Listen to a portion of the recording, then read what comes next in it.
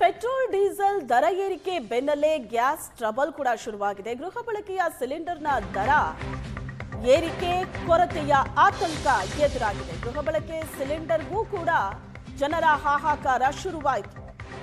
ಬೀದರ್ನಲ್ಲಿ ಬೆಳಗ್ಗೆಯಿಂದಲೇ ಗ್ಯಾಸ್ಗಾಗಿ ಏಜೆನ್ಸಿ ಮುಂದೆ ಸಾಲುಗಟ್ಟಿ ನಿಂತಿದ್ದಾರೆ ಜನ. ಸುಡು ಬಿಸಿಲಲ್ಲೂ ಸರತಿ ಸಾಲಲ್ಲಿ ನೂರಾರು ಜನ ನಿಂತಿದ್ದಾರೆ. ಬೇರೆ ಬೇರೆ ಗ್ರಾಮಗಳಿಂದ ಬಂದು ಜನ ಸಾಲಿನಲ್ಲಿ ನಿಂತಿದ್ದಾರೆ ಗೃಹ ಬಳಕೆ ಸಿಲಿಂಡರ್ಗೋಸ್ಕರ. ದೃಶ್ಯದಲ್ಲಿ ನೋಡ್ತಾ ಇದ್ರಿ, ಸಾಲು ಸಾಲಾಗಿ ಇಟ್ಟಿರುವಂತಹ ಸಿಲಿಂಡರ್ಗಳು.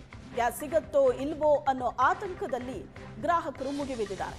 ಪೆಟ್ರೋಲ್ ಡೀಸೆಲ್ನ ದರ ಏರಿಕೆ ನಂತರ ಈಗ ಗ್ಯಾಸ್ ದರ ಕೂಡ ಜಾಸ್ತಿ ಆಗತ್ತಾ ಅನ್ನೋ ಆತಂಕದಲ್ಲಿ ಸಿಲಿಂಡರ್ ತಗೊಳ್ಳೋದಕ್ಕೆ ಅಂತ ಏಜೆನ್ಸಿ ಹತ್ರ ಜನ ಬರ್ತಾ ಇದ್ದಾರೆ. ಆದರೆ ಎಷ್ಟೇ ಕಾದ್ರೂ ಸಹ ಸಿಲಿಂಡರ್ಗಳು ಸಿಗ್ತಾ ಇಲ್ಲ ಜನಕ್ಕೆ. ಇರಾನ್ ಹಾಗೂ ಇಸ್ರೇಲ್ ನಡುವೆ ಮತ್ತೆ ಯುದ್ಧದ ಕಾರ್ಮೋಡ ಆವರಿಸಿರ್ತಕ್ಕಂಥದ್ದು. ಇದರಿಂದಾಗಿ ಅಂತಾರಾಷ್ಟ್ರೀಯ ಮಟ್ಟದಲ್ಲಿ ಇಂಧನ ಪೂರೈಕೆ ಸಾಕಷ್ಟು ಕೂಡ ವ್ಯತ್ಯಯ ಉಂಟಾಗಿ ದೊಡ್ಡ ಮಟ್ಟದ ಬೆಲೆ ಏರಿಕೆ ಕೂಡ ಆಗಿರ್ತಕ್ಕಂಥದ್ದು. ಇದರಿಂದಾಗಿ ಪೆಟ್ರೋಲ್ ಹಾಗೂ ಡೀಸೆಲ್ ದರ ಯಾವಾಗ ಏರಿಕೆ ಆಯಿತು ಅಲ್ಲಿಂದ ಈಗ ಗೃಹ ಬಳಕೆಯ ಸಿಲಿಂಡರ್ಗಾಗಿ ಕೂಡ ಜನ ಹಾಹಾಕಾರ ಪಡ್ತಕ್ಕಂಥ ಒಂದು ದುಸ್ಥಿತಿ ಈಗ ಗಡಿ ಜಿಲ್ಲೆ ಬೀದರ್ನಲ್ಲಿ ಉಂಟಾಗಿರ್ತಕ್ಕಂಥದ್ದು. ಸದ್ಯ ನಿಮಗೆ ಆ ದೃಶ್ಯನ ಕೂಡ ನಿಮಗೆ ತೋರಿಸ್ತಾ ಹೋಗ್ತೀವಿ.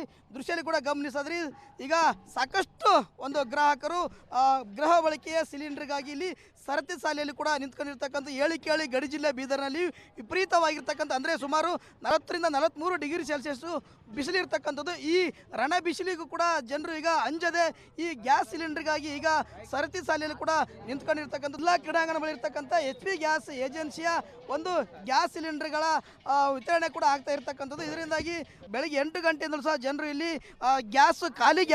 ಖಾಲಿ ಗ್ಯಾಸ್ ಸಿಲಿಂಡರನ್ನು ತೆಗೆದುಕೊಂಡು ಬಂದು ಇಲ್ಲಿ ಸರತಿ ಸಾಲಿಯಲ್ಲಿ ಕೂಡ ನಿಂತ್ಕೊಂಡಿರ್ತಕ್ಕಂಥದ್ದು. ಸಾಕಷ್ಟು ಬಿಸಿಲಿರ್ತಕ್ಕಂಥದ್ದು. ಆದರೆ ಈಗ ಬಿಸಿಲಿಗೆ ಅಂಜದೆ ತಮ್ಮ ಹೊಟ್ಟೆ ತುಂಬಿಸ್ಕೊಳ್ಳಲು ಬೇಕಾಗಿರ್ತಕ್ಕಂಥ ಈ ಒಂದು ಗ್ಯಾಸ್ ಸಿಲಿಂಡರ್ಗಾಗಿ ಈಗ ಇಲ್ಲಿ ಸರತಿ ಸಾಲಿಯಲ್ಲಿ ಕೂಡ ನಿಂತ್ಕೊಂಡಿರ್ತಕ್ಕಂಥದ್ದು. ದೃಶ್ಯದಲ್ಲಿ ಕೂಡ ಕೆಲವು ಗ್ರಾಹಕರು ಕೂಡ ತಲೆಗೆ ದೋಸ್ತಿ ಕೊಡ್ಕೊಂಡಿರ್ತಕ್ಕಂಥದ್ದು, ಕೆಲವು ಗ್ರಾಹಕರು ತಲೆಗೆ ಕ್ಯಾಪನ್ನು ಕೂಡ ಹಾಕ್ಕೊಂಡಿರ್ತಕ್ಕಂಥದ್ದು, ಕೆಲವು ಗ್ರಾಹಕರು ತಲೆಗೆ ಟವೆಲನ್ನು ಕೂಡ ಸುತ್ತಿಕೊಂಡು ಈಗ ಈ ಒಂದು ಗ್ಯಾಸ್ ಸಿಲಿಂಡರ್ಗಾಗಿ ಪರದಾಟ ಅನುಭವಿಸ್ತಕ್ಕಂಥ ಇರ್ತಕ್ಕಂಥದ್ದು.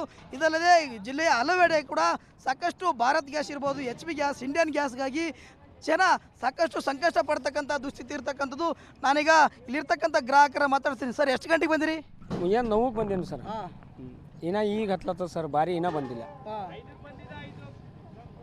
ಸಂಗನಳ್ಳಿಂದ ಬಂದೇವು ಸರ್. ದೂರ ಅದ, 15 ಕಿಲೋಮೀಟರ್ ದೂರ ಅದ. ಇನ್ನೂ ನಂಬರ್ ಇಲ್ಲ, ಏನು ಮಾಡ್ರಿ ಹೇಳಿ. ಈಗ ಪೆಟ್ರೋಲ್ ಡೀಸೆಲ್ ರೇಟ್ ಜಾಸ್ತಿ ಆಗ್ಯದ. ಈಗ ಎದುರು ರೇಟ್ ಜಾಸ್ತಿ ಆಯ್ತಂತ ಅಂಜಿಕೆ ಆಗ್ತದೆ, ಭಯ ಆಗ್ತದೆ ಜನಕ್ಕಂತ. ಏನು ಮಾಡಕ್ಕೆ ಬರ್ತದೆ ಸರ್? ಈಗ ಒಯ್ಯಬೇಕಲ್ಲ, ತಕ್ಲೀಫ್ ಆಗಲ್ಲ. ಒಂದು ಗ್ಯಾಸ್ ಇದ್ದರೆ ಒಯ್ಯಬೇಕಾಯ್ತು, 2 ಗ್ಯಾಸ್ ಇದ್ದರೆ. ಸರ್, ಈಗ ಎಷ್ಟು ಗಂಟೆಗೆ ಬಂದಿದೆ ಸರ್ ಗ್ಯಾಸ್? ಬೆಳಗ್ಗೆ 9 ಗಂಟೆ ಬಂದೀನಿ ನಾನು.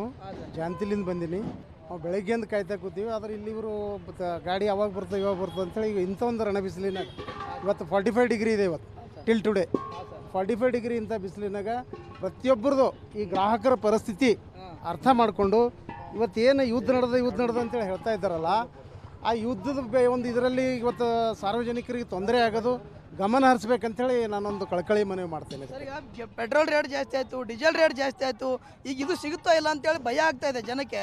ಸರ್ಕಾರ ಸಮರ್ಪಕವಾಗಿ ಪೂರೈಕೆ ಮಾಡಬೇಕಲ್ಲ ಅಂತ. ಅದು ಸರ್ಕಾರ ಕೆಲಸ ಮಾಡಲೇಬೇಕಾಗಿದೆ. ಇವತ್ತು ಯುದ್ಧ ನಡೆದಂತಂದು ಏನೋ ಹೇಳ್ತಾ ಇದ್ದಾರೆ. ಆದರೆ ಇವತ್ತು ಪ್ರತಿಯೊಂದು ಕಡೆ ಎಲ್ಲ ಭಾಗದಾಗೂ ಕೂಡ ಇವತ್ತು ಪೆಟ್ರೋಲ್ ಡೀಸೆಲ್ ಇದು ಒಂದು ಬ್ಲಡ್ ಇದ್ದಂಗೆ ಆಗ್ಯದ.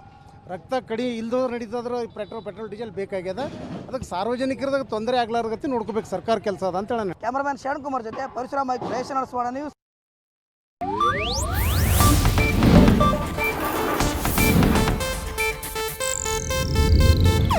ಇದು ಏಷ್ಯಾನೆಟ್ ನ್ಯೂಸ್ ನೆಟ್ವರ್ಕ್ ಪ್ರಸ್ತುತಿ.